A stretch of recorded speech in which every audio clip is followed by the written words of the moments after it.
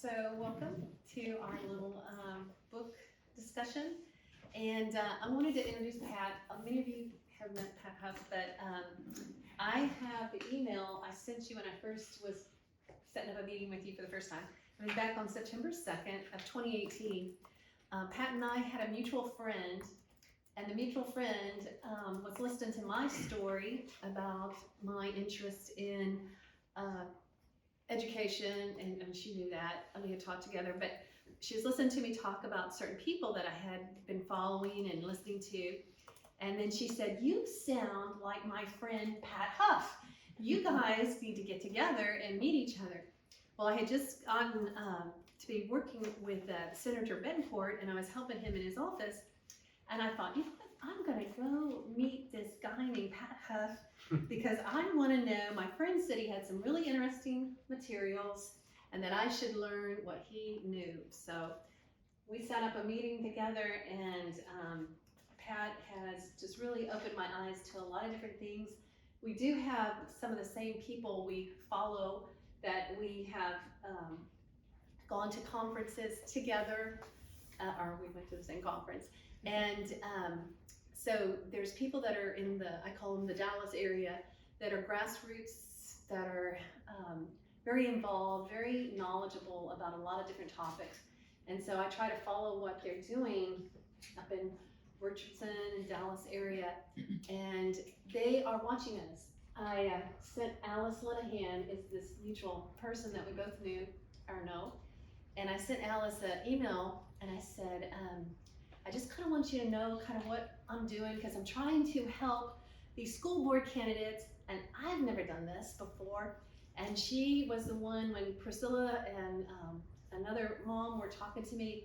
I said, okay guys, I wrote kind of like this experienced person to help us. And she said, like, you don't go to the school board meetings by yourself. Y'all see how they are now too. And you want to have people with you on your side and help you. But so Alice Linehan is watching us from afar, and she said, I watched y'all get your meetings together. I watched what each, all these different events. I'll send her emails.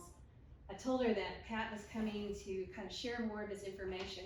So tonight I'm hoping that as you listen to someone who's very experienced, and also being a teacher, of course, when I was younger, my goal in life was to be a principal.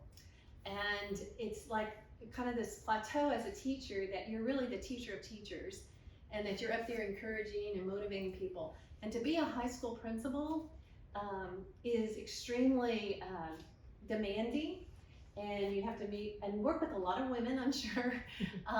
But you're also working with people that are now 18 and have their own way of thinking. So it's a very hard job. And then you're working with the superintendents, because you're their key people. And so Pat has a lot of good information, and I won't bore you with anything else, but I just wanted y'all to know that I'm very glad that each of you are here, and God has a reason for each of us being here. And I just hope that whatever you glean from tonight, that you can take back to your circle of influence and just kind of get the word out, because it's kind of like a snowball. I don't think, Priscilla, we would have thought back in, when was it, March or whatever, when you're calling out, come, let's meet to let's get stuff going. I thought we were all just gonna be friends. Yeah. That's what you thought. but we have became friends, and I'm just really thankful for each of the people that are here tonight to come and support. And thank you, Pat, for your time. Thank you, Mary Ann. Thank you for that, all that. And you didn't mention that we did not know the fact that we went to the same church.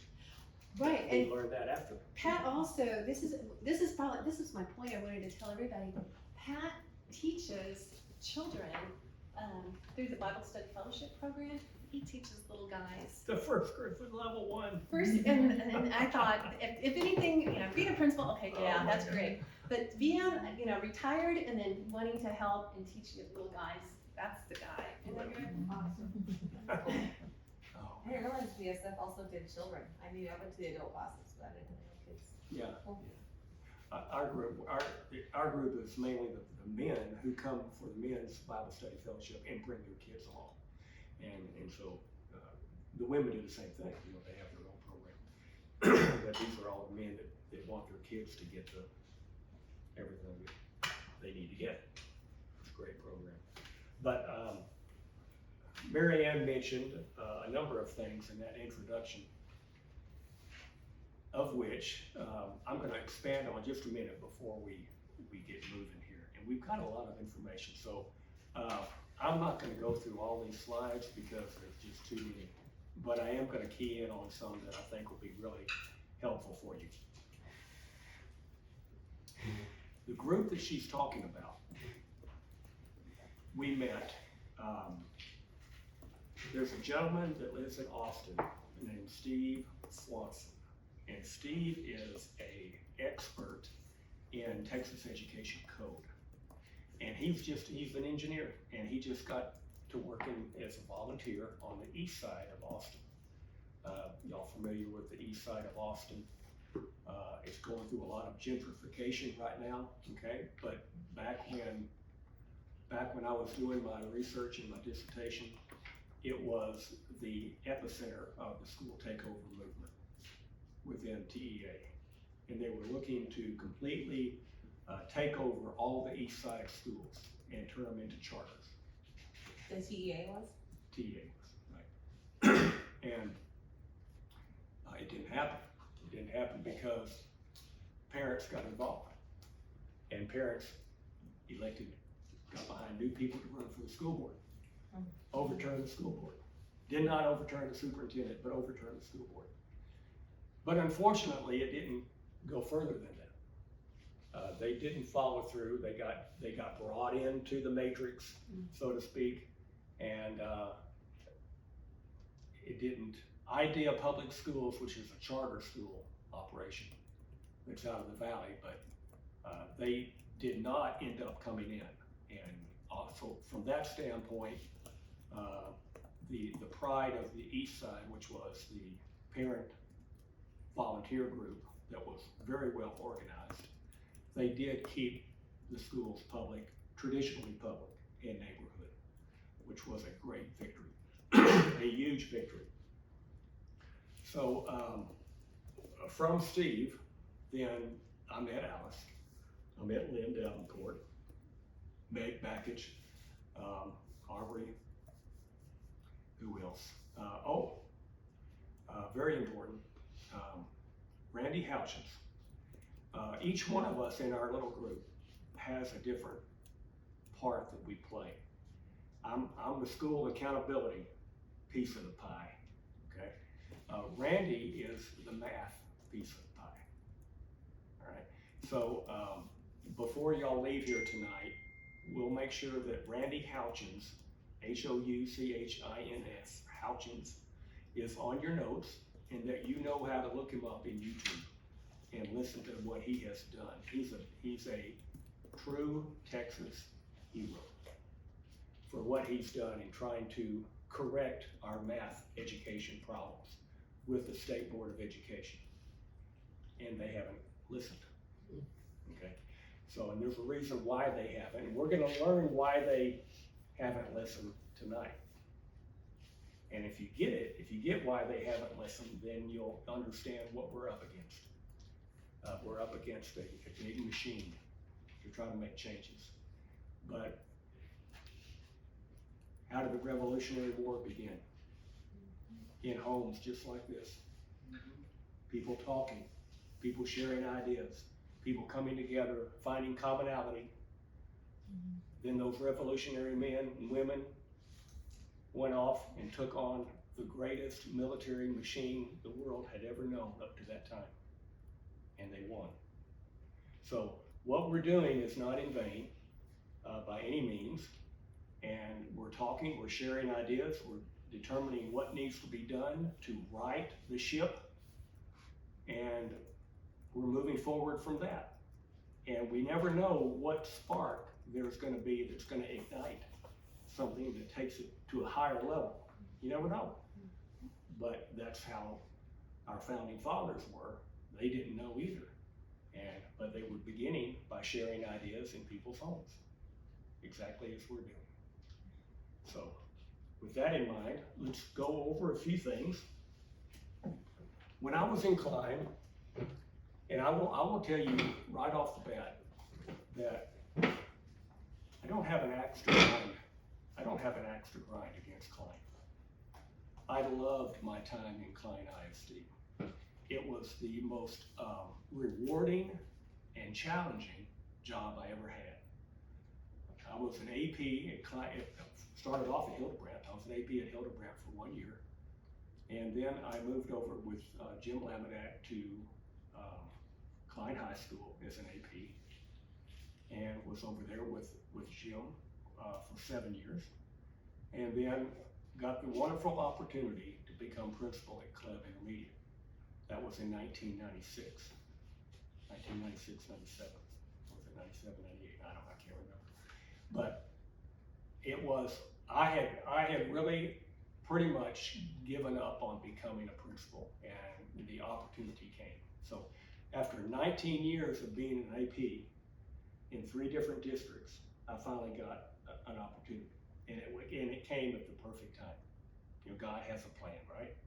It came at the perfect time because my maturity level was such and my knowledge level was such that it meshed very well with the faculty that we had at Kleb, and it enabled us to do some good things. But after that, I went to Klein High School in 2002, and that was the chance of a lifetime. There were some tremendous leadership that had been at Klein High prior to me coming there. And the fact that I was being able to step into those shoes and follow those men that had been there was, I just didn't think I was worthy of doing that. You know, Mike Myers saying I'm not worthy. But it was really a tremendous job to have, very challenging. But for those of you who know the Klein, and most everybody here knows the Klein community, we had great kids, we had great parents, and I had a tremendous faculty to work with. It was, bar none, one of the best I've ever seen. As I was mentioning out there, we had people that moved into the district to get our academic program that we had at Klein High. So with that in mind, I retired in 2007 after being an administrator for 30 years. And I could have kept going, but I didn't want to keep going. I was burned out. And so I felt that it was better to bow out than to remain in a job when I was done. And if you know teachers, you know teachers. You know when you know. And so, I remember sitting at the table with Connie, and we were talking about when we might look at my retirement. She says, what, maybe 2 more years? And I said, one more year. And so that last year, I paved the way for doing things after retirement. And that's when, not exactly at that time, because I did personal training for 10 years after that, but when I was a personal trainer, because I've got an athletic background, and I wanted to get as far away from education as I could. Barely. Totally fine. So, and the job will do that to you. Whether you're a teacher or an administrator, the job will do that to you. Did you interact with the school board? No. I interacted with my upline directors and superintendent. Yeah. Very rarely did I interact with a board member. Yeah. And interesting that you bring that up, because that's one of the problems, that there's not that communication that takes place. Well, So, the way hold on they just a structure it, second. it sounds Yeah. like that you're only supposed to interact with the superintendent only or something, Well, and her team. Let's hold the conversation interactive until we get done, because if I don't stay on track, we will derail, okay? And I won't get to what I want you to hear. Okay. So anyway, let's get back to this. So I decided to go back and get my doctorate, because in between that time I had been working. At Concordia University and Prairie View A&M University in the capacity of a on-site clinical supervisor that works with teachers that are working to get their administrative certification in their master's program. And in that program, they differentiated between the professor and the clinical supervisor that would go out to the school. So I said, I want to teach that class, but I had to have a doctorate to teach it. And I did not have good memories of doctors in education, okay? To me, doctors in education were always the ones that didn't want to get a broom and clean up something. You know, they were above that. But I had a good friend of mine that said, you know, he said, Pat, you know, you're retired, why wouldn't you do it? And I didn't have an answer for him. And so I enrolled out at Prairie View, and they have a PhD program there. I was not going to drive to College Station. I was not going to drive down to U of H. It was the perfect location for me. And little did I know it would completely change my life in the direction of where I was going. So the key for any person in a doctorate program is that you have to figure out what you're going to do your dissertation on. If you can't figure that out, then you're stuck and you don't ever finish. So about a year into the program, things began to click, because what I lived through from 2002 until 2007 was a situation that was mounting and looking to be an impossibility to fulfill the role of your standards, meeting standards, okay, which is the key to making accountability. And I never put it together. It never clicked with me what was going on. I was too much in the weeds, you know. When you're operating a small city or a small town like a big high school, you just want to make it through the day. You're hoping that the roof doesn't blow off the building on any given day, because it can. It can. When you bring that many kids together, Yes. from all different kinds of backgrounds, with all different kinds of issues, you know, on any given day. And that's in any high school in America, not just ones in economically disadvantaged areas, but also affluent areas like Klein High was in. Our student body was extremely affluent, but we also had a section of poverty that came to Klein High, and some in-between neighborhoods as well. So the challenges were great. But what I didn't catch was that we were getting into a situation where if we went too many more years and I remained at Klein High School, I was going to be operating a high school that failed to meet standards. In other words, failed. Now, this is going to be a term that you're going to have to wrap your brain around. What does it mean for a school to fail? When I'm judging the age of most of our folks that we have in the room right here, and I'm just making an assumption, okay?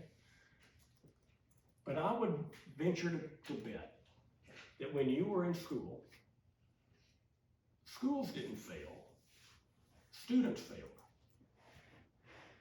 And I want you to grasp the difference in what I'm telling you right now. Students failed.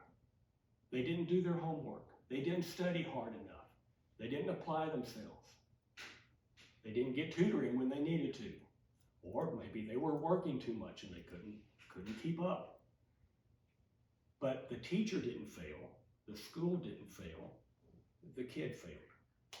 That put the responsibility and the accountability on who? The student. Okay. Well, what happened with the accountability system, and we're going to talk about what that is that it flipped. It flipped. And the responsibility then became the school, became the district, became the teacher. And it no longer became the kid's responsibility to pass. And those of you who are in the education game and have listened to different people talk about it, you understand that it takes a lot for a kid to fail nowadays. I mean, it's almost impossible. They don't fail. They don't fail, yeah. So, with that, you have to understand the magnitude that goes along with that. They get unlimited opportunities, the pressure that is applied to the teacher,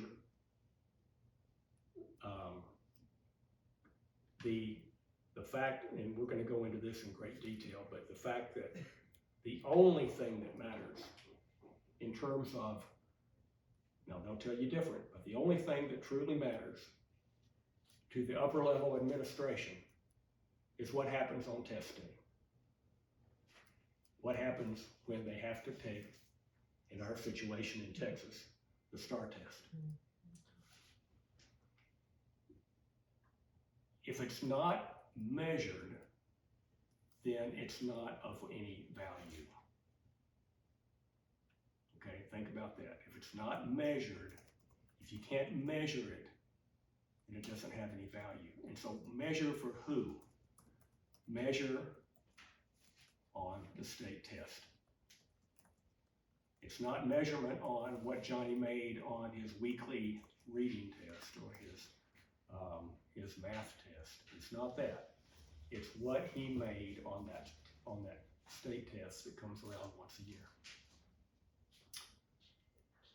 So with that in mind, we're going to move into these slides, and it is not my intention to kill you by PowerPoint tonight. I know we've all been there and done that. So let's see if I can get this thing to work. There we go. Okay. I'll just say this about the book. The book is a moment in time. It captures a moment in time. And the education agenda has moved on from this point.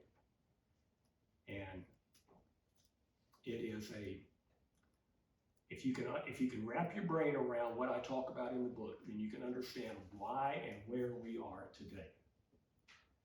Otherwise, you're wondering, what happened? You're perplexed as to what took place. So we're going to talk about today about what took place.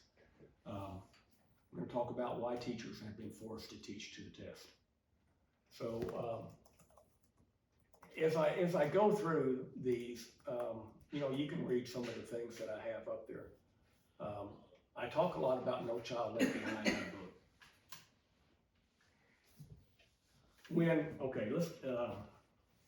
Let's go back just a little bit. In the 90s, when I was principal at CLEB, we began rating schools and giving them word ratings. You were exemplary, you were recognized, you were acceptable, you were unacceptable. That was absolutely the worst thing that TEA could have done. Because it put in the mind of the public that we've got good schools and we've got mediocre schools and we've got some that are really bad.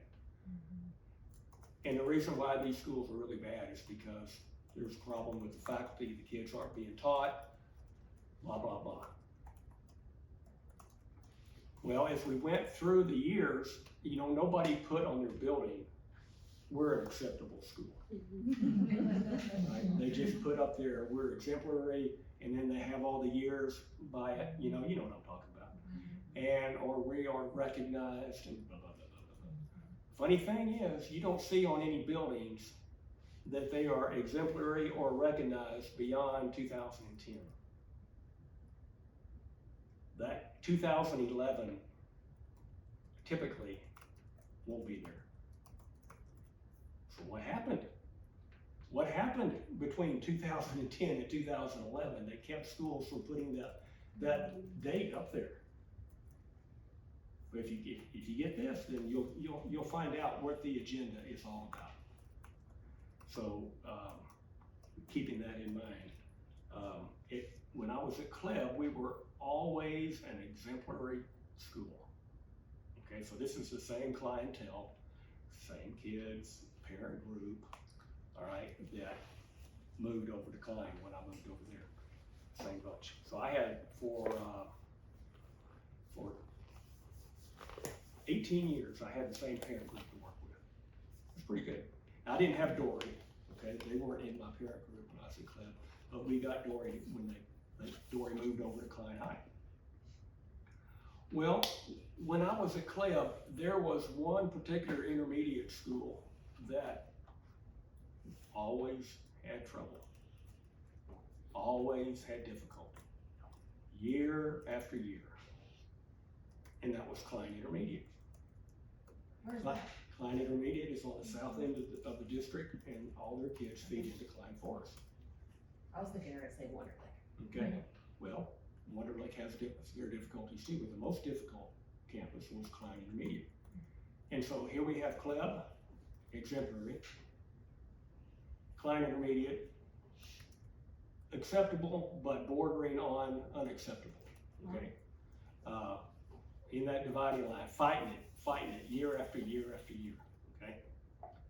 Well, what's the difference? We've got the same professional development team in the district, the same leadership, working their tails off every year. I mean, it's no mystery what you have to do well on the test. That's not, everybody knows what you have to do. It's no big mystery out there. Every single principal and faculty, they know what they have to do if they want to score well on the test. So why do some do and some don't? Okay, so we're going to talk about that tonight too. Okay, let's move on. All right, so I'm gonna pick it up with No Child Left Behind. That was in 2002. This is when things really ramped up. George W. took his education agenda with Rod Page from Texas to DC. And we also had Margaret Spellings in there as commissioner of TEA for a while with George Bush, and she's part of the agenda. She pokes her head out from time to time and does workshops or conventions or whatever, but she's part of it. With No Child Left Behind, the federal government got involved in the accountability system. So what that meant was they added a couple of things to the subgroups or the subpopulations that schools had to meet standards with. And the two that they added, special education, and what was the second one? We'll find out in just a second. I drew a blank. But when they added special education, it was absolutely huge. Because let me just backtrack and tell you what happened. What No Child Left Behind did with special education. Some of it was good, but some of it put a big burden on the teacher and the schools. You know, with anything, for people to have buy-in to it, there has to be some things that are good. And there were things in No Child Left Behind that were good. We need to admit that. And there were things in the accountability system that were good. But the way that it was used to manipulate schools was the hard part and what was very, very wrong about it.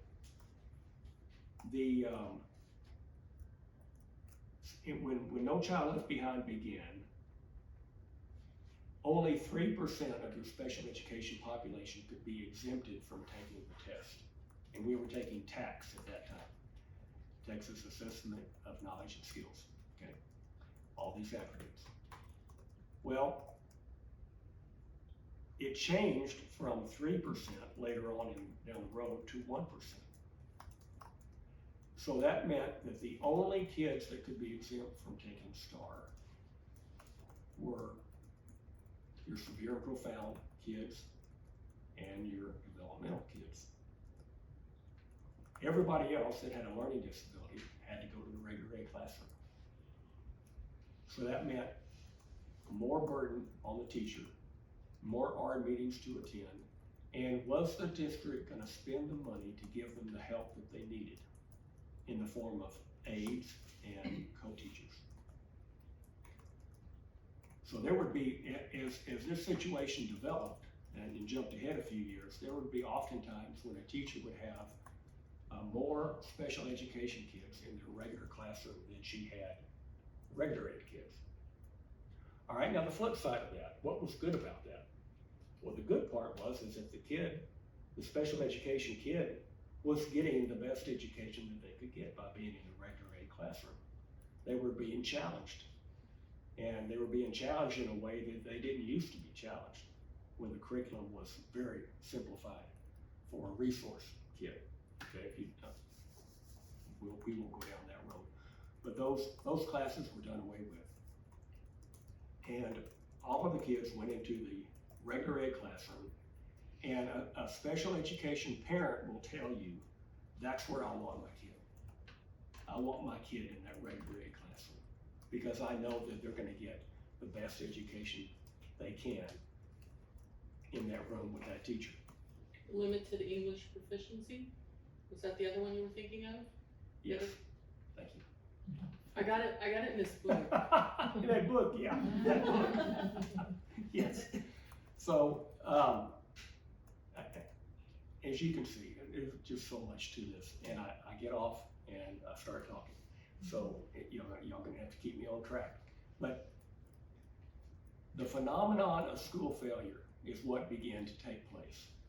Now, once again, going back to the flip of what happened to change the whole picture in terms of school accountability. Instead of the kid being accountable, it's now the teacher is accountable. And the difference that made. So, here are the subgroups that applied to. So in order to meet standards, this is the way it was in the Texas accountability system, okay, that George Bush took with him to DC. You had the all student category, African American, Hispanic, white, and economically disadvantaged. Those were the ones you had that we had to meet. In other words, so then if the students met accountability as a group, then you passed, and there was a measure of percentage that had to be met for each one of those subgroups along the way. So it wasn't what the kid had to make on the test to pass, it was the group, what was the percentage of African American kids that passed the test? What was the percentage of Hispanic kids that passed the test? And so on. Economically disadvantaged kids that passed the test. So a student had the possibility of being in, when it was here, and being in two groups. His ethnicity and his economically disadvantaged situation. So his scores would count twice. When we went to No Child Left Behind, we added the 2 to join the 5 to make 7 groups. It's been expanded now to 11. With 2 or more races being one of them. I know, it goes on and on. But here, the 2 that were added were killers. Special education and English language learners. Thank you, Peggy, for reminding me what I had in my book. And it was on the next slide, sorry. I jumped the gun. Okay. If you failed to meet standards in one subgroup, your entire school failed. Oh my goodness. This was the reality of No Child Left Behind. I keep that in mind as we go forward, and we'll have some It red sounds pills. good though. We'll No have child some- left behind. Yeah, we'll have some red pills being taken tonight. There was a thing called adequate yearly progress that was put in play. Each year, the percentage of what the subgroup had to make in English language arts and reading and math went up. Why did it go up? Why was it going up? Why couldn't it stay level and remain there just as a good, worthy goal to shoot for? Sure, your affluent schools would be able to do that without a problem. But your Title I schools that lived in neighborhoods of poverty would be challenged to do it at a certain percentage. But I mean, since we're talking equity, right? We're talking equity all the time, equity, fairness, right? That would be fair if we did that. But that's not what we did. In 2002, George W. made the proclamation that by 2014, all students, through his No Child Left Behind program, all students would be proficient on the test. And everybody clapped. Everybody thought that's great. You know, what a great thing to do is strive to make all kids proficient on the test. And if that's all that we were doing was striving, was trying, was working towards a goal, that would be great. Yeah, we're gonna all shoot for everybody to make it, to pass the test. But that's not what he did. He made it a law that by 2014, all students would be proficient on the test, which meant, what does all mean? 100%. 100%. So now do you understand why adequate yearly progress percentages went up every year? We had to make it to 100%. Well, a funny thing happened along the way to 2014. We began having this phenomenon take place around the country. Wholesale failure was taking place. The power brokers behind all of this began having TV specials, you know, things, webinars. They didn't have webinars then, but you remember when they were talking. They had Senate panels that convened, that brought together people that couldn't read. And I remember Dexter Manley of the Washington Redskins was brought in front of the panel, and the poor guy couldn't read, okay? Broke down and cried. This big defensive lineman for the Washington Redskins, and couldn't read. And so these cases were made to promote the fact that we have to change our education system. We have to do something. We have to hold schools accountable. No longer can the teachers get away with not teaching Johnny how to read. And so who became the enemy? Who became the target? The teachers. The teachers became the target. The principals became the target for not getting the teachers, you know, to do their job right. And the superintendent became the target. You get how it goes. So a funny thing happened on the way to wholesale failure. By this time, we had changed presidents. And this is where I want you to understand that the education agenda is both Republican and Democrat. And the agenda that our Republican Party is pushing, called education reform, which is testing, teaching to the test, everything counts for the rating. That's what education reform is all about. By this time, by 2012, President Obama threw out the life raft and he said, I'm going to give you a chance to get out of the mandates of No Child Left Behind. And he issued the U.S. Department of Education Flexibility Package. And it waived certain mandates of No Child Left Behind. There were, I think, 11 mandates that it waived. But the most critical mandate that it waived was the fact that your school did not have to make 100% by 2014. it waived the AYP mandate. Because what was happening? We were on our way to every school in the country failing. Because who can make 100%? Kids are kids, they're not machines.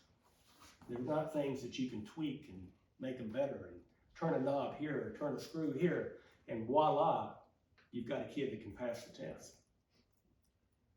They're individuals. Many factors come into play on why they don't do well on testing. Many factors come into play. Nobody could reach 100%. So, here we have our situation where we get the waiver. Well, 45 states accepted the waiver. See what I've got here. Okay, I'm going to move along here. There's the waiver. As you can see, I move ahead.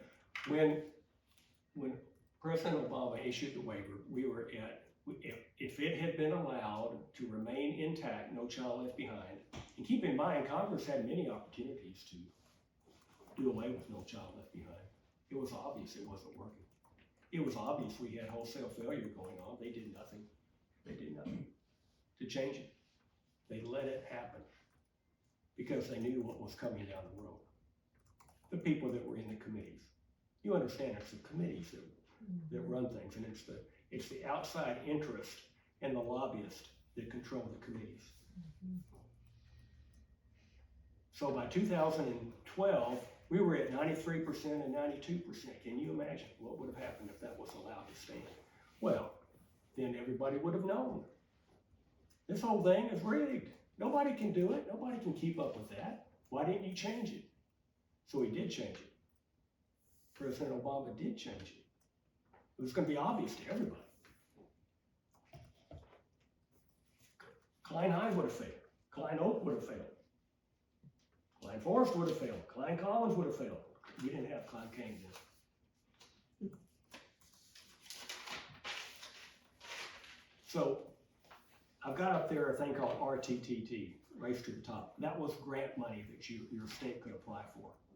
That was one of the ways that President Obama began to tweak it to where he could get his agenda passed. And it wasn't just his agenda, all right? It was the education agenda, both Republican and Democrat working together. So if you applied for your grant money, then you could help your state out because states didn't have enough funds to operate off of. Remember what was going on around this time. We'd had the the economic fallout. People were desperate for money. Well, Texas didn't apply for Race to the Top. Governor Perry said no. He took a lot of heat for saying no because people thought, well, come on, get the money, get the money. But he knew the strings attached. And he probably was doing it for political reasons too, because Governor Perry was Republican and he didn't want to do what a Democrat told him to do. So that was probably in play. But not everybody got brought into the fold with Race to the Top because the conditions that were applied to get Race to the Top grant money were the same conditions that were applied to get the waiver. Okay? So let's go forward one. I already talked about that. So this is what you had to do to get the waiver. It's a quid pro quo.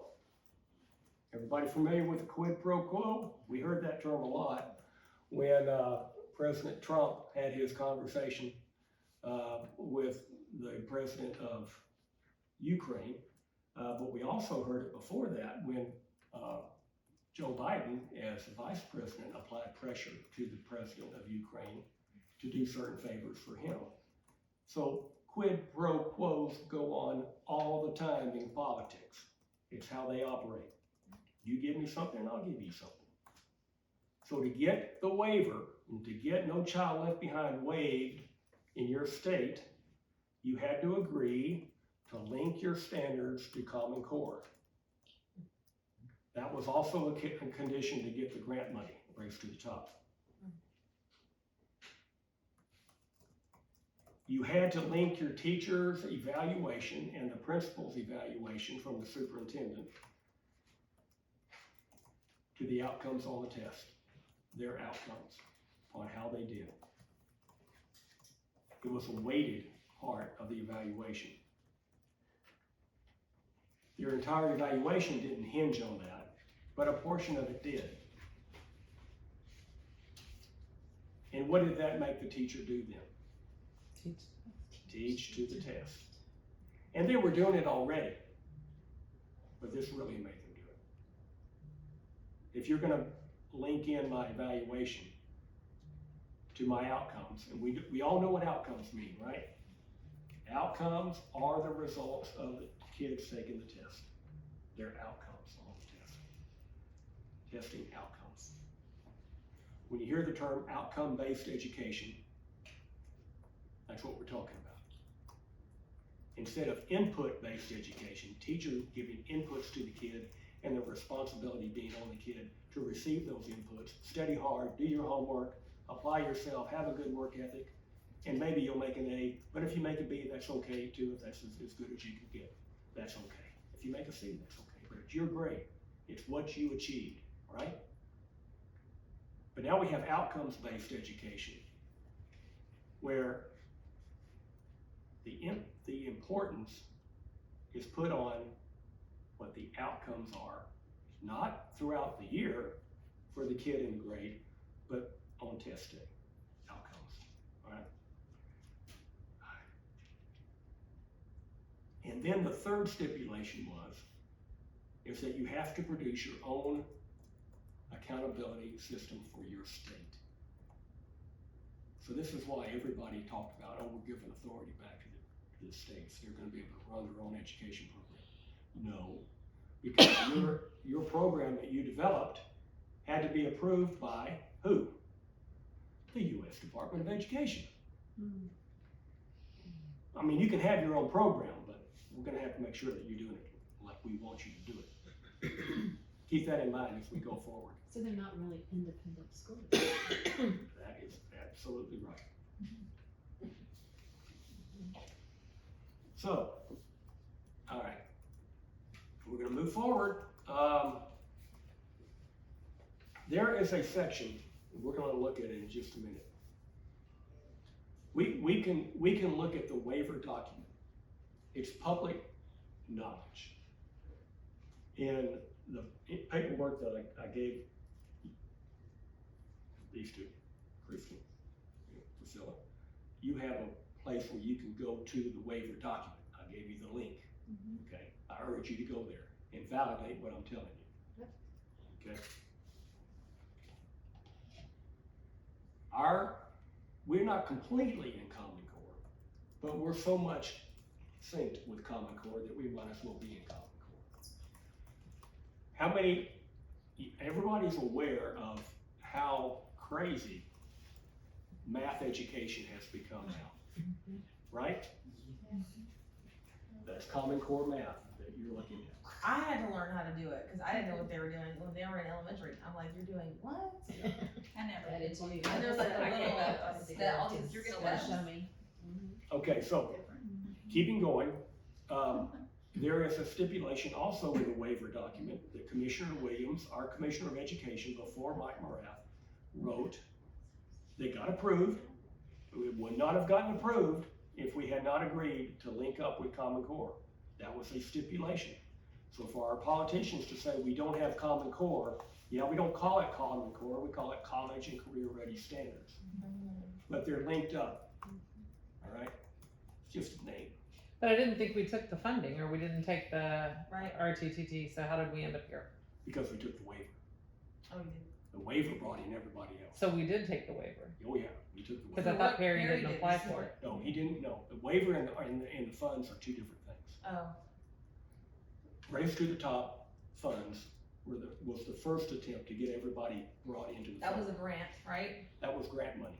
Okay, After that came the waiver. the waiver, just to get the waiver from the 100% Correct. requirement. What was the problem, or what would have been the outcome if we wouldn't have got to the 100% and accept the waiver? What were the I can't think of the word. Consequences. Consequences, yeah. then we would have failed.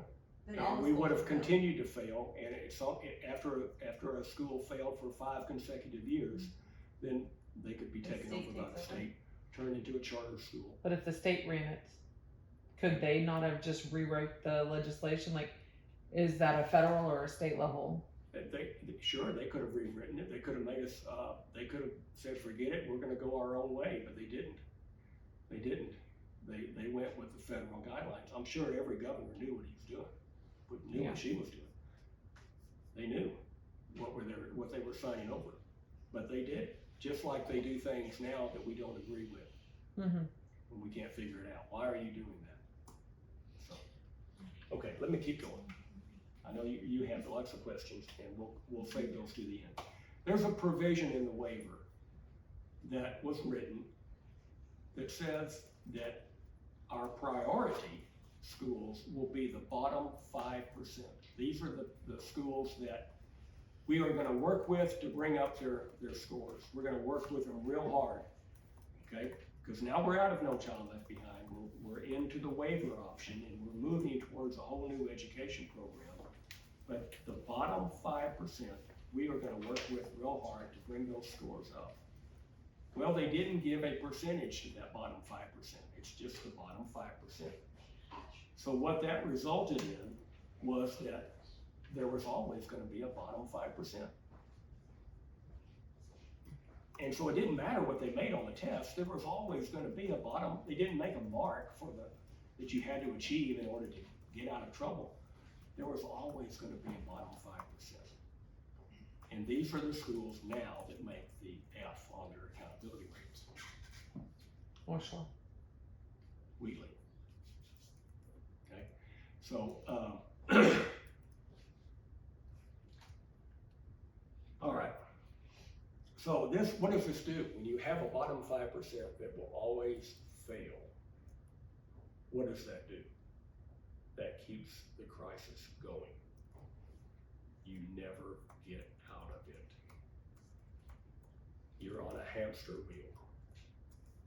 And so when politicians make the statement that whatever gets measured gets fixed, what does that really mean? Does it get fixed? No. It doesn't get fixed. But what it does do, it opens up opportunities for corporations, lobbyists, to make money. Because education, back 20 years ago, education was a $500 billion a year enterprise. That's how much money was being made off of education products, programs around the country. Now, it must be $1 trillion. I mean, I don't know what it is because I haven't seen an accurate figure yet in a long time. But it used to be, I can tell you 20 years ago, it was 500 billion. There's money to be made in education. So if we always have a crisis, we can always make money. And we always have a crisis because we've been in education reform now, which is what this is all called. This is all called education reform. Know the term. We've been in education reform now since 1992. And really before that, in the planning stages. The beginnings of the state test, tabs and teams before it became TOS were in the 80s. Are these unintended consequences? You know how there's always, when you write a bill or legislation, there's always that unintended consequence that goes along with. Are these are these that, like when they're writing these bills or when they're doing this, are they nefarious? Or are they like, why are they here? Why aren't they solutions based? You think the 5% that it would be like a rotating school system, like you always just working, with the struggling kid to get, like you choose your kid that's struggling to work on the homework. That's not always going to be the same kid necessarily, but you're just moving through the process. So is it unintended, do you think? Or do you really think that there's some malice there? Unequivocally, I believe there's malice there. So you Without think a it was doubt. intentional? Intentional. Now that in fact, that's what I I wish Teresa had been here tonight. I really wish she could have been. But Teresa was on my dissertation committee. Teresa Thomas? No, Teresa Hughes. Hughes. She's a friend of ours. But I believe very, very strongly it was intended. Now, what I went to prove with my data and my dissertation was that it was No Child Left Behind was written with intent to move schools to failure. Mhm. Why else would they put in AYP? Mhm. Why else would they have it go 100%? Mhm. Yeah, because that's clearly unattainable. Unattainable. So what do you, And then the outcomes of that, the shaming, the Mhm. punishment, the anxiety, depression? all the labeling? unbelievable pressure that went along with you. If you were in a Title I school, Mhm. you Oh, well, felt my kid knows how to game the system. I mean, if you see my video where I speak to the school board, he stayed home last year and didn't want to waste 8 hours at school, dropped all his AP classes, quit basketball, decided to take basic classes, and then failed all of them. Like, my whole year was taking away his stuff, doing all of this, and he's like, Mom, don't worry. But he wouldn't leave his room for 3 weeks, wouldn't get help, wouldn't get a mentor, coach. I mean, I couldn't get him help, I couldn't reach him, and he's all like, it's okay, but yet he's not doing anything, and he's lost who he is and everything. Through the process, he finishes credit recovery in summer school in a week and a half for 4 classes or 3 classes. He's like, see, Mom, I told you, don't worry. And I'm like, you just game the system. Like, these kids know the system. They're smart enough, and my kids are smart. And they will work smarter, not harder. And why do we have credit recovery? I don't know. Like, I'm waiting for them. They called him back to school. They were like, why isn't he in school? He's failing. The state said we could call him back. Yeah, absolutely. Call him back. He needs to go. If you don't have the correct percentage of kids graduating each year, then you're going to be dinged in the accountability system. Right. Well, let's rip that Band-Aid off. Let's get dinged. Let's call and hold these kids accountable, because that's what I wrote to the conservative coalition in Harris County, whatever that 20-page essay we had to write. Like, one of the questions, it really goes down to the kids. We need to put the onus back on them. I mean, the kids are smart, they're capable, but they're gaming the system on a lot of them. Kids are kids. And I do the same thing too. So when you start reading more, you know what, and I don't know if it's because we were in this system or what, but yes, you think, who would have set us up for failure like this? Why was it purposely done? But if you see what's been going on in Well, I connect the dots with everything. Yeah, but you still have hope for humanity. I mean, I know. Yeah. I And I mean, had a child on the opposite spectrum who really needed We help, need to- and the same thing affected my kid too, so. Let's wait. okay, you got it. Let's wait. If you have an idea, let's hold off. I appreciate these comments. They're very good. But I know that not everybody is going to want to stay here until 9 o'clock. So this is important to understand.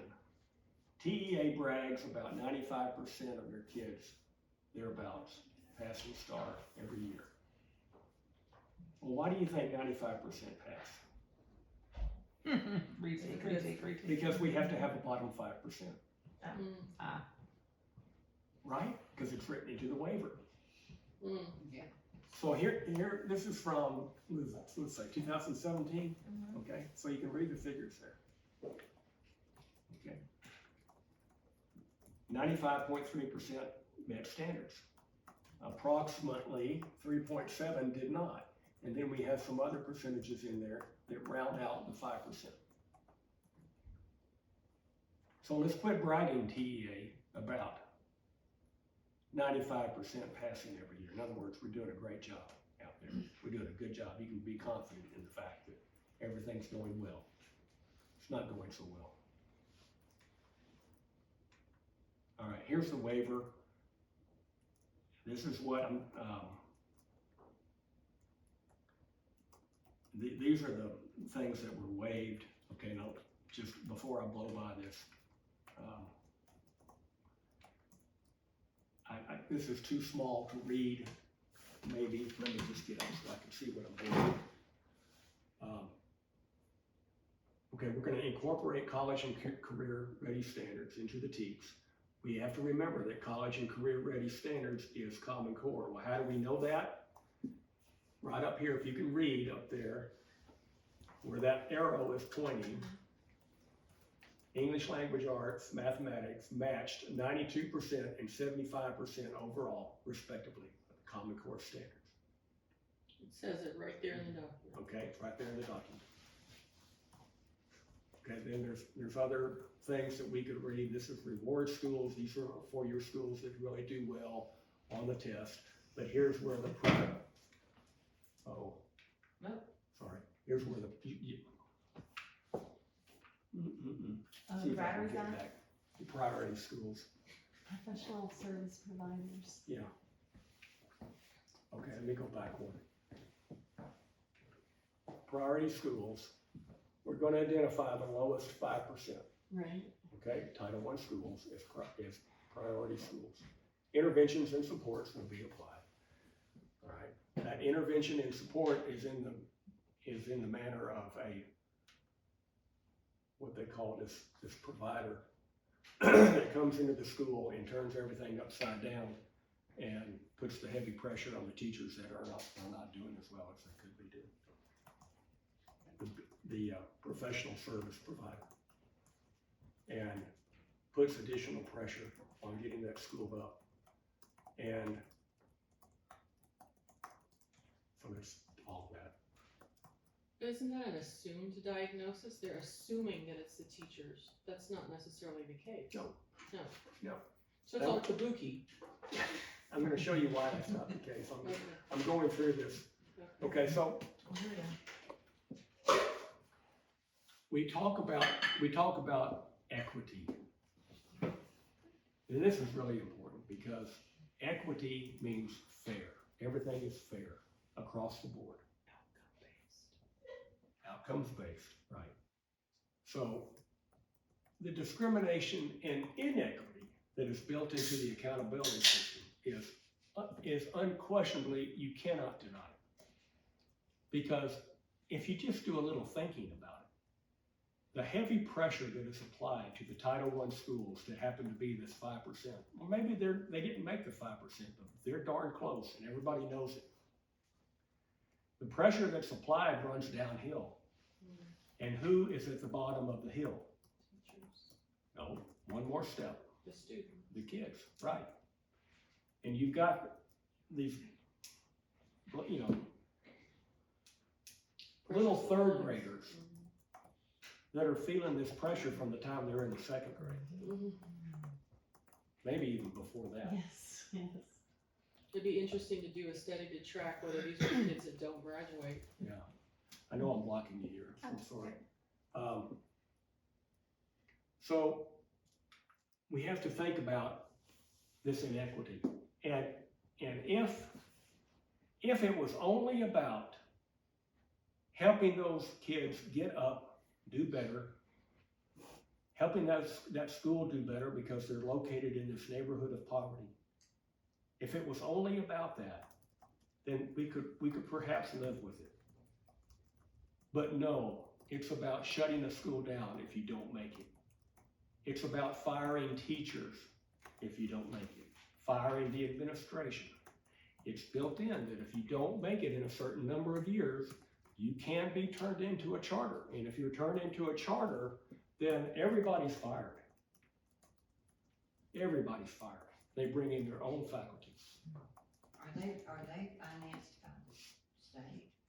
Yes. Charter schools? Yes. Tax money. That's our public money. Tax money. Plus corporations. Plus you still It's have, public-private partnerships. And there's no board. And there's no board. There's a board of managing consultants that are part of the corporation. No elected. No elected board. Right. Okay. So here's the next part of our program, and I hope that I'm holding your attention. My wife said, "There's no way you're going to be able to talk that long."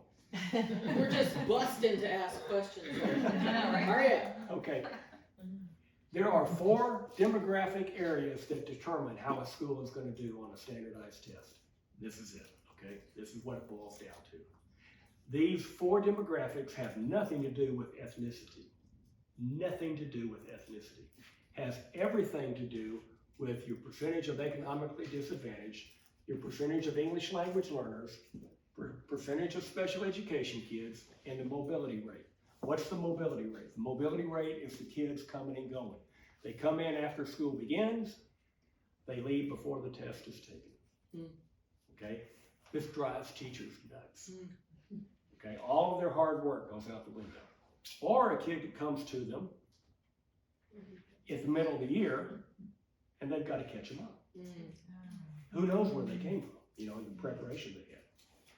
So kids that are mobile are typically, not always, there could be a good reason why they're mobile, but typically they're kids that live in apartment complexes. Their parents are looking for a better deal on the rent. They'll pack up and go at a moment's notice if they think they can get 2 months rent free. And that new location happens to be in another school attendance zone. And that happens all the time. And the more apartment complexes that you have in an attendance zone of a school, the more difficulty you're going to have doing well on the standardized test, because those kids are mobile. They're mobile. In fact, of all four of those, the most important is not the economically disadvantaged percentage. It's the mobility rate. That's amazing. Yep. I would never thought of that. It's a true thing. The- I was in Title I schools. Okay. I had kids Good rotating in and out of my classroom, first grade teacher. It was insane to try to keep those kids up on level. Wow. I have, you know, the work that I do with St. Thomas, I don't now because of COVID, but typically I would be visiting schools and going out and watching and visiting my intern there's a teacher at that school and helping them get through the program and making sure they're doing what they should be doing. But I have been to schools that had 90% economically disadvantaged kids in their attendance zone, but had very low mobility, and they were doing fine. Wow.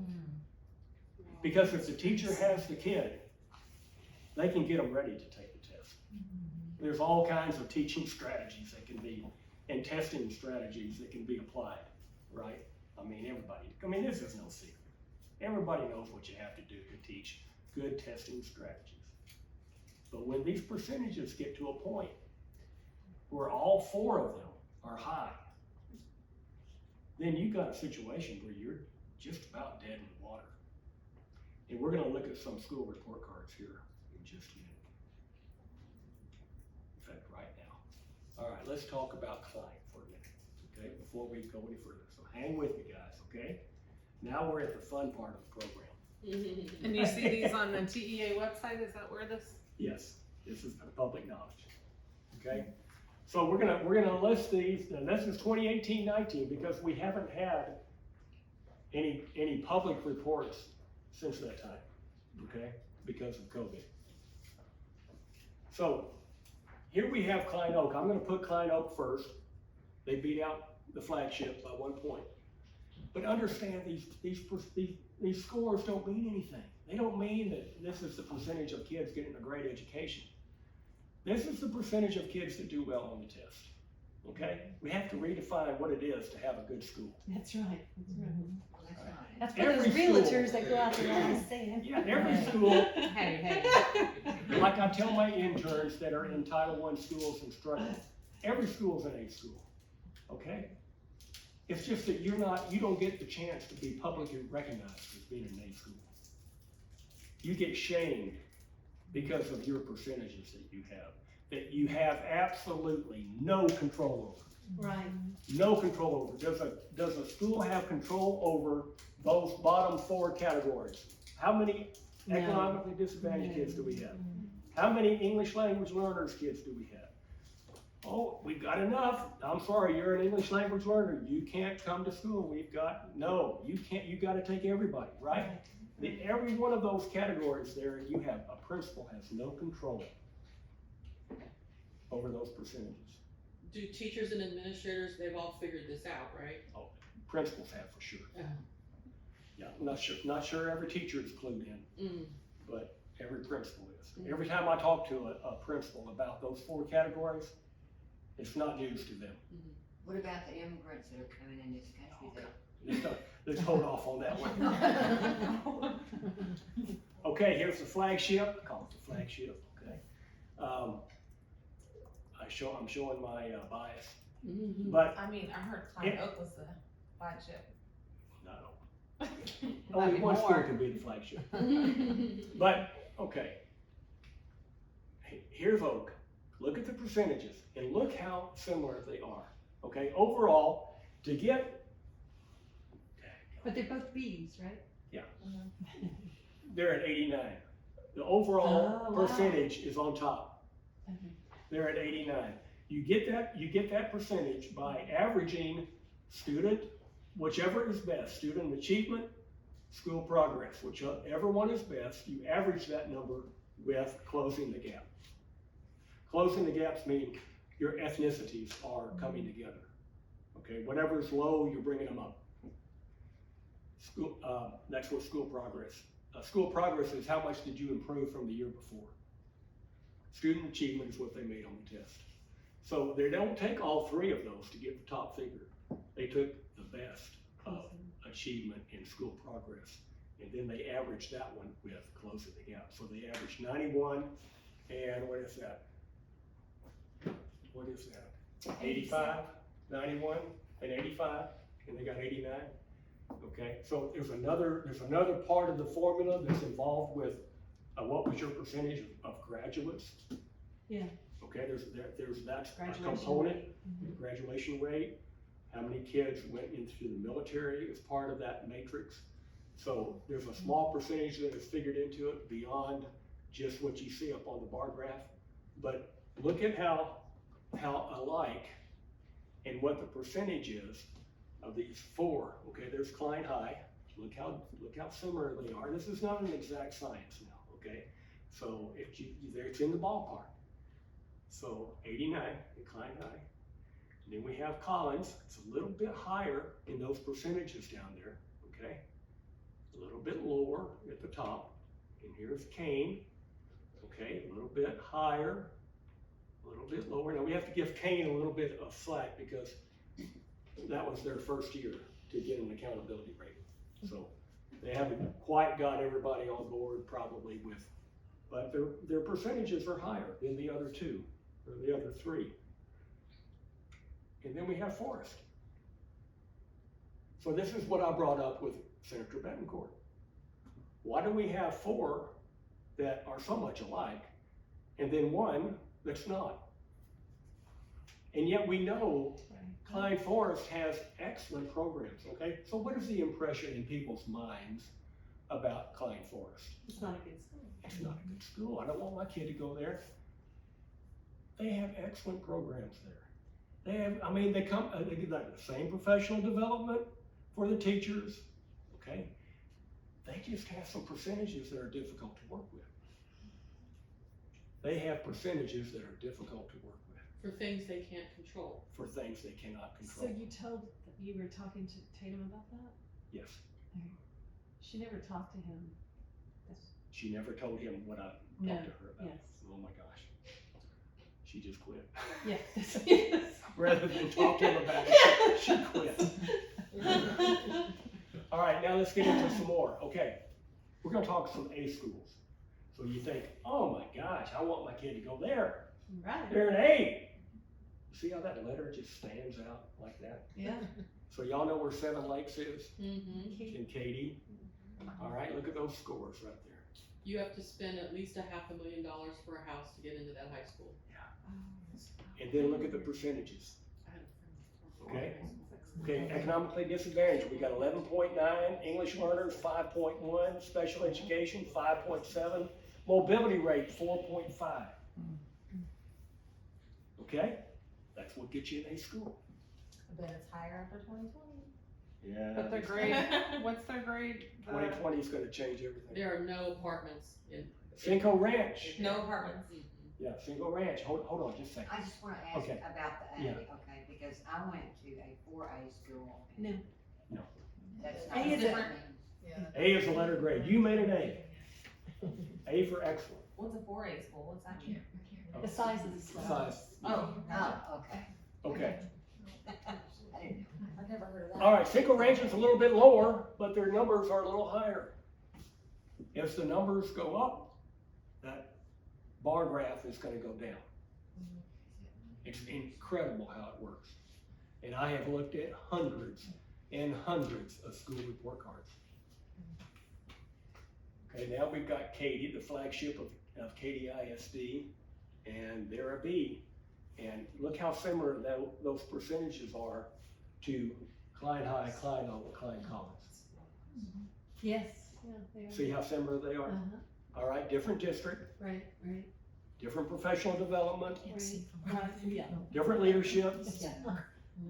but no different. Right.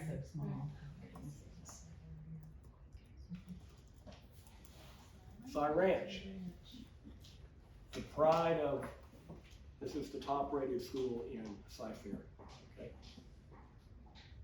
Look at the percentages.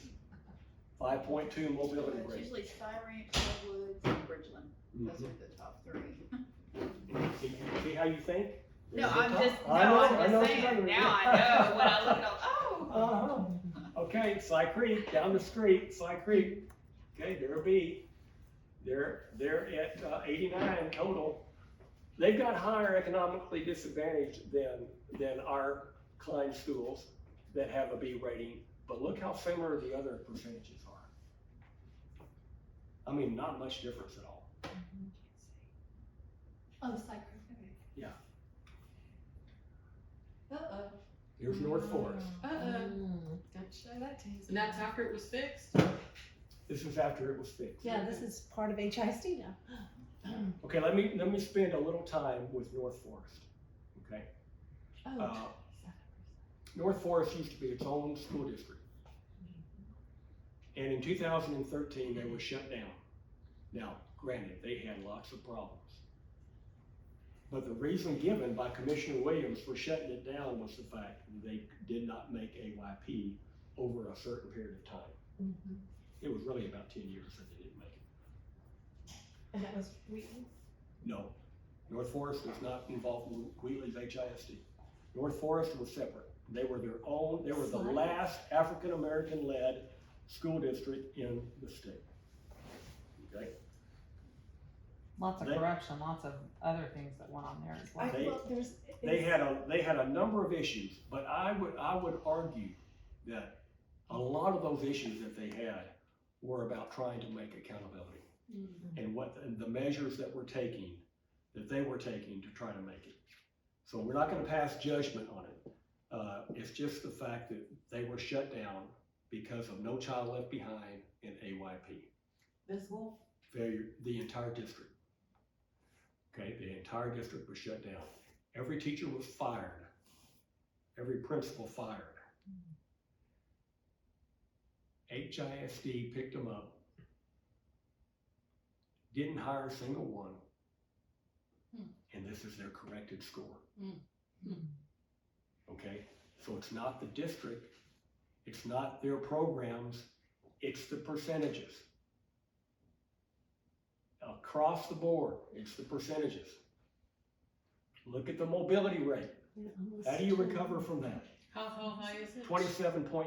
Oh my Well, goodness. and I think too, Wow. there was stuff written about them that the number of incarcerated parents in the high school of North Forest, that it was like Yeah, you, 50% Yeah. have incarcerated. crime ridden. Yeah. Crime ridden, tough area, okay? That's Okay? economically disadvantaged and mobility Right. together. See, the middle two are not that high. Special ed is getting there. 12.2, that's a significant number. And I would venture to say it's much higher now. But North Forest, when you read my book, number 13 in my data is Devon Wade. Devon Wade went to North Forest High School, Oh, yeah. went to Louisiana State for his undergraduate, went to Columbia University for his master's, and when I interviewed him by phone, because I was told, you gotta talk to Devon Wade, he was in the PhD program at Columbia. Wow.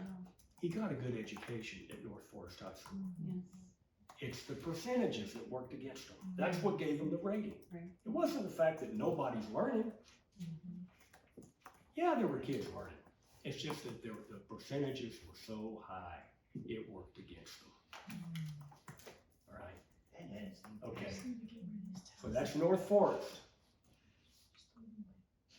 Here's Wheatley. Here's the stepchild, okay? The one that gets beat up on all the time. The reason why Mike Morath wants to take over HISD, we're going to talk about Mike Morath in just a second, okay? He is the number one problem. All right, he's the commissioner, for those of you who don't know. He's a leftist, he's a Democrat. Not that that means anything, and you know, there's both sides of the fence working the agenda here, okay? But you got a Republican governor Who appointed him? that appointed him and has kept him there despite many complaints. The Congress people, Congress critters love him. I don't know why. critters love him. The Texas? You talking about the Texas House and Yes. Senate? Yes. Yes, they do. Okay, so look at Wheatley. Look at special education.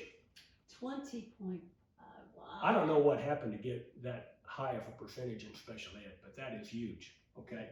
Look at the mobility rate. What is it? And that economically disadvantaged might as well be 100%. 28.5. I mean, when you get that high, you're just talking about a certain percentage of parents that didn't turn the form in. When you think about your your seating charts. Right. So that's Wheatley, okay? And let me tell you about Wheatley. I've got to defend Wheatley. They used to be called the Little College. Wow. Wow. What happened to Wheatley? Demographics. No. Programs, special programs in HISD to help solve our integration problems. Magnet schools, charter schools built in the attendance zones. So this was It's for a brain- integration? It's a brain drain. Oh, yeah. It's a brain drain on the general population. Yeah. If they just left well enough alone. They take your brightest away, and so.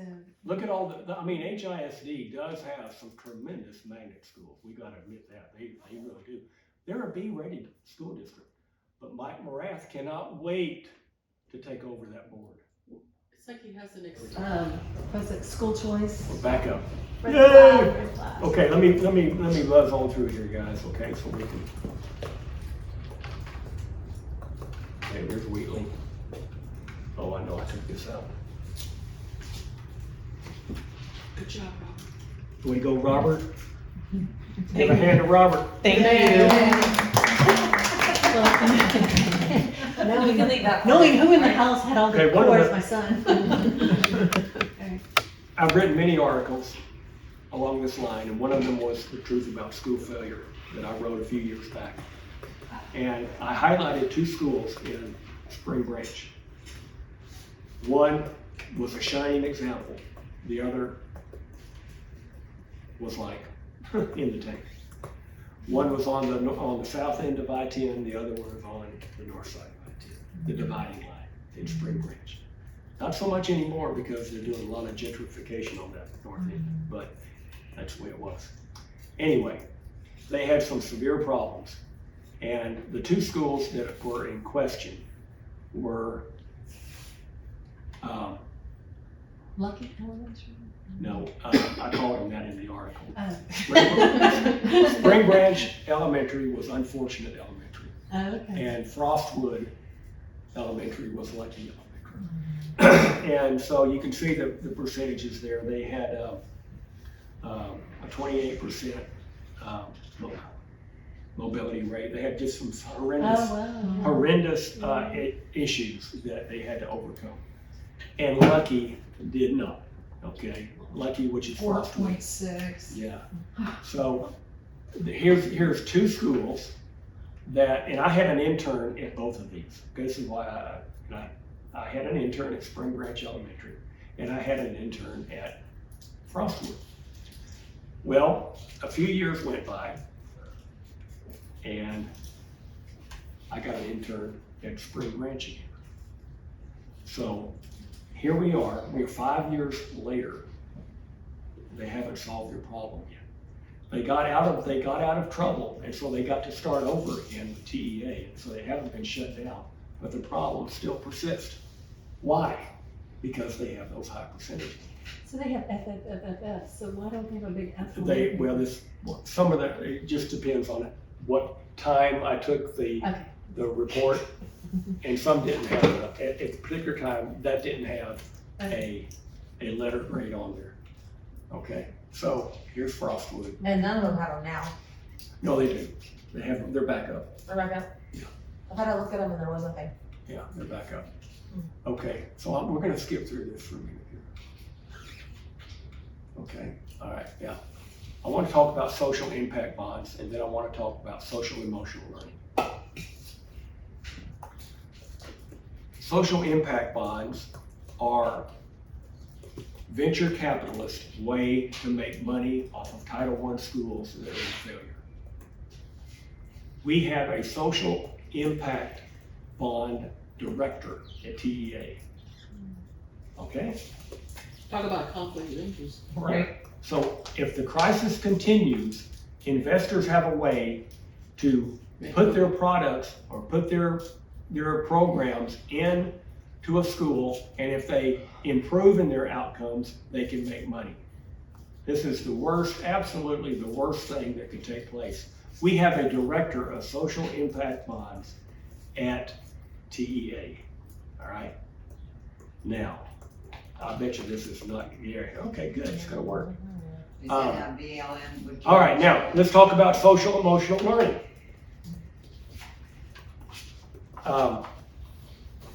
Positive character traits for education. Courage, trustworthiness, integrity, respect and courtesy. Responsibility, including accountability, diligence, perseverance, self-control. Fairness, including justice, freedom from prejudice. Caring, including kindness, empathy, compassion. Who can argue with these, right? All right, these are so good. School pride, gratitude. So within these components is what the standards came from, is what they came out of these character traits. And now they are meshed in with our TEKS. And this document says that August 1st of 2021, you will be required to implement in classrooms beginning with the 2021-22 school year. The agency will make the new TEKS available on the TEA website. So they rewrote the TEKS to include the character traits. So all the arguing in the world to the school board is not going to take this away. It is a TEA mandate. Now, listen to Mike Morath. This was in 2016. Okay? He's at the Next Generation of Accountability and Assessment meeting that I attended. And he's talking about what needs to be implemented. It's being implemented right now. He shows you how far ahead the agenda is. Overtones, it's just there's this growing body of research related to what are sometimes referred to as non-cognitive skills. Soft skills is a term for them. I personally sort of call them character skills without the moral overtones. It's just sort of hard work and enthusiasm. Show up to win. That's right. And KIPP actually has these built into their curriculum on a formalized basis. Austin ISD does it, and they don't call it either soft skills or character skills in Austin. They use the term social emotional skills. And when I think about these, this is the career skills that it is in fact possible to formulate standards around, but we in Texas have not done it. This would be the area of greatest weakness, I think, in the formal curriculum standards, is we haven't actually put this in there. And so things like enthusiasm, things like grit or perseverance, optimism, gratitude, which is really the opposite of this entitlement mentality that can be so corrosive to the spirit, empathy and social intelligence. These are skills that are actually, when you think about the sort of line blending between college and career, it's definitely blurring, but these are very much career-related skills that we would be wise to reinforce formally in our school system through from the bedrock of the standards that exist. And there are states, in fact, that have done this, that have built out a standards framework in these non-cognitive skill sets. So it's certainly something I think for us to consider, for you all to consider as policymakers, as to whether or not that is a wise path forward. Thank you. There is. When he says policymakers, who's he referring to? The pol- Legislators? Yes, the legislators, and the ones that are on the Like the education committees. So it just sounds so. Great, right? He's a It smooth sounds good. talker, man. So And did you note that he was saying, I wish that for y'all to consider this? It's already a done deal. It was already a done deal. You know why it was a done deal? It's written into every student succeeds federal education programs. And you know who has it written in above that? UNESCO. What? UNESCO, United United Nations. Okay? So when I say this is a big deal, this is a big machine, and you think the school board is gonna go against that? But here's what the school board needs to do. They need to come out and be transparent and open about it and begin to push back. We don't have any pushback. Everybody is voting together. I'm so They done with vote, that. they vote as one. They go Every- in the hold closed it, session, hold and then it. they decide a Hold- narrative out and vote. Don't start, because I won't finish. Please. I know you could go off right now, but don't. What we're looking for on a school board is people who question and openly push back. And I will tell you, in Klein, we've never pushed back. In Klein, we've never pushed back. People are just waking up. And this goes back to the days of Don Collins, when everything ran great. We didn't need a board to push back. Then we had some transitions that took place, but we still didn't push back. And then we had somebody come in that completely turned the district upside down. And nobody pushed back.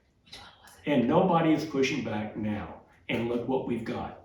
We're doing exactly what TEA says to do. Because we're good little soldiers. We're going. Now granted, if they don't do what TEA says to do, there's going to be hell to pay. But I would like for once somebody to push back. Because if we've never pushed back, who is to say we're going to push back when it really gets tough?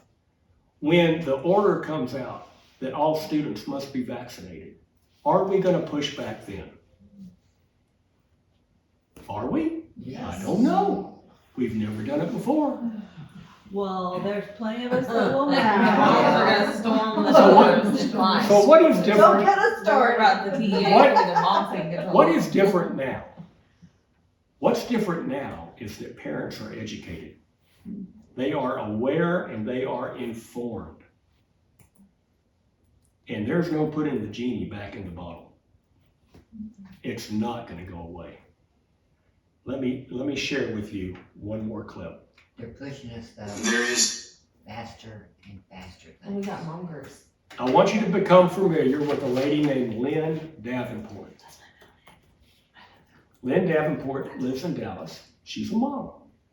She's a mom who said, I can't take it anymore. I'm mad as hell and I'm not going to take it anymore. And she began pushing back.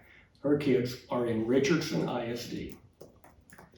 And she has gone to battle many times with the Richardson School Board and the superintendent. And she's actually run for the board. She got defeated. And it was a nasty run. It was tough. It was in the gutter. Like Bonnie and Katie. But she has a tremendous voice now. And what she's using what she's exposing are the social impact bonds, the social impact that is in almost every part of our industry, education included. So she called me up for a meeting. I just want you to listen to one part But I do want you to get in contact with, and look her up. This is her Twitter feed. Like her on Facebook, But she's in Facebook and she's in LinkedIn. and her podcast, Yeah, she's all over. And these podcasts are all really and they're good. very good. They're excellent. Everything she posts is amazing. Yeah, okay, so you're familiar with her, very good. From Marianne. And of course, Lynn is part of our education group. You know, with that, where Alice took the lead, Alice Linehan, she took the lead. Lynn, Meg, Aubrey, Randy, Steve, everybody has chipped in. We also have Kim out in Katy. We have Angela in Huffman, and everybody is fighting the fight and doing what they can to help spread the word. So, And Ginger and Matt. and Ginger and Magnolia. Are you a formal group? Is this under the it's- Can I See or No. Women on the Wall? Women on the Wall is Alice. That's Yeah, all. I knew that. Yeah, But, so it's not under any one of those umbrellas? Okay. No. we Okay, have not named our group okay. on purpose. It's the Praetorian Guard. Social impact. Just what are public-private This is her partnerships? podcast. How are we She's keeping a children parent just like you safe? guys. Children are being Look what she's reduced to done. data points so outcomes can be tracked. Now there's a predatory model based on profit. When you are talking about money and children, the system gets gamed and you, the parent, lose your voice. Is it really informed consent? You decide. Here's your host, Lynn Davenport. We're just gonna go a little bit into this. You're listening to Social Impact. I'm Lynn Davenport, your host, and I'm here today with a dear friend of mine, Dr. Pat Huff. He drove in here from, I guess it's Houston area, but specifically Tomball, yes. And Pat is an author. He's an adjunct professor at it's a University historic of St. Thomas. University of St. Thomas. He's a retired middle school, high school principal. Right. And a DISD grad. We figured out that you and my mom went to high school together at Kimball High School and Dallas Right. ISD and Oak Cliff. Back in the day. Yeah, so she was a year ahead of you, so you all didn't know each other. No, we didn't. But it's been great to connect you two, No, it and has. you can talk about old times. Yeah, hmm very much.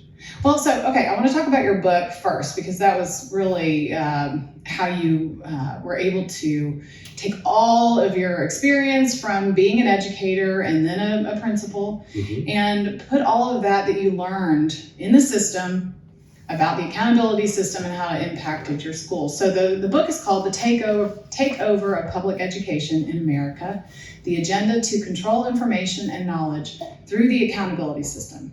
And we know and here in Texas, our accountability system comes in the form of the STAR test, Correct. STAAR. What does that stand for? State of Texas Assessment of Academic Readiness. I'm so glad I had that on too. I know that much. Yeah. Okay, so and I'll back up real quick. We met because our mutual friend Alice Linehan, who was the first guest on my show, Alice introduced us at the TEA. We were there This is for what I a want you to do. hearing. Right. And what was the hearing about? Well, the American Institute of Research had come down from Washington, D.C. Boo, right? And they were here to talk to the State Board of Education and to the representatives from the Education Committee in the House. Mm-hmm. Remember, there were a number of them that were there. And they were here to make sure that we were following the correct guidelines.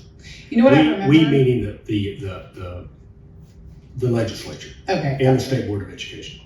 What I remember most from that Federal, day, making besides sure meeting the you state and is our doing friend what they Steve should be Swanson, doing. I Federal, remember state. hearing Erica Beltran, That's what I wanted you to do. was at the time on the State Board of On the State Education. Board. I remember I recorded her saying the word data probably 50 times. Data, data, data, data, data, data, data. So if you want to hear, Social I impact. want you to talk Just about that what some are more, about why public-private is it that we're partnerships? kowtowing How to are the we Fed? social When children they don't have safe? any, Just what social don't have public-private control. partnerships? How are we keeping children safe? Social impact. okay. why is it that the Fed has so much control? Why isn't the state just still tell them to go pound sand? Because we take their money, It's money. We take their money. so then you have to dance But- to their tune. Yes, whoever takes the money dances. Whoever pays the piper. That's the strings.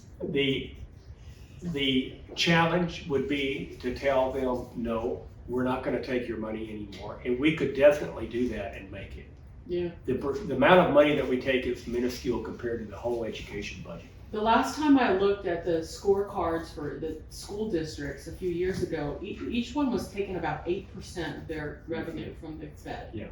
We could But, make but it. I think they would scream bloody murder. Oh, they would. to They give would up send an 8%. invading army, I have no Yeah. doubt. No, the schools, the Oh. school administrators, anybody who came along and said, we're not gonna take the Fed, we're not gonna take Uh-huh. Caesar's money anymore, they would scream and say, oh no, we need Caesar's Yeah, money. yeah. We can't make it without it, we're gonna have to start firing teachers.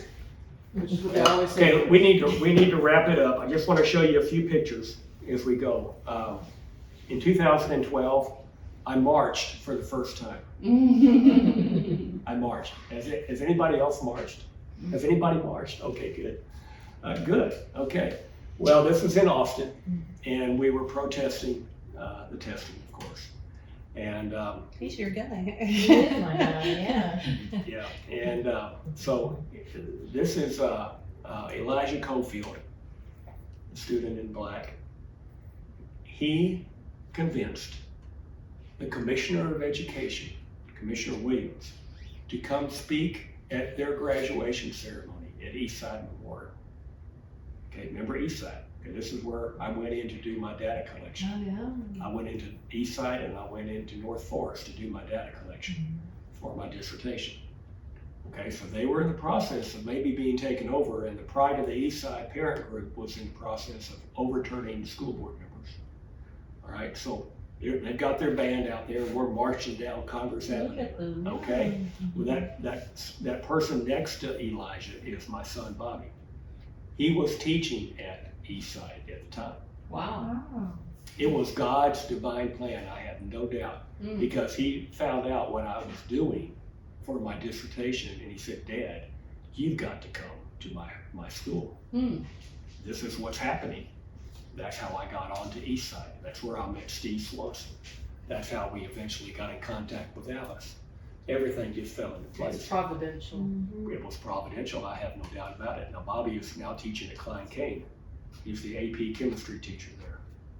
But at the time, he was at Eastside. He's a heck of a guy. Here Diane Ravitch was there. She was Assistant Secretary of Education from 91 to 93. I got to talk with her. And then after that, I went up and met with Charlotte Isserby in Maine. If you haven't gotten acquainted with Charlotte, write her name down. Write her name down. You can see her on YouTube. She's got some She's- videos on YouTube. She's got Interviews. tons of videos on YouTube. What do you do in your free time? Exactly, Pat knows everything about it. This stuff. She wrote the book, The Deliberate Dumbing Down of America. Yeah. Look at when she was assistant secretary. How long has this been going on? 40 years. And the reason why she got fired, she did get fired from her job. I bet. And the reason she got fired is she found the paperwork and the documents for Project BEST, Better Education Through Skills and Technology, which is where we are now. And she said this is communism, didn't she? Yeah, Mhm. she did. And she had lived in Eastern Europe. Her husband was from Poland. Oh my goodness. Wow. So, what And do this we? was during the Reagan administration, a friend She of was in the mine- Reagan administration, yeah. And Diane Ravitch was in Bush, and then as Clinton became president, she bowed out. Diane has not been blackballed because she hasn't pushed it as far as Charlotte pushed it. Diane's at Fordham University, isn't she? New York University, yeah, I believe.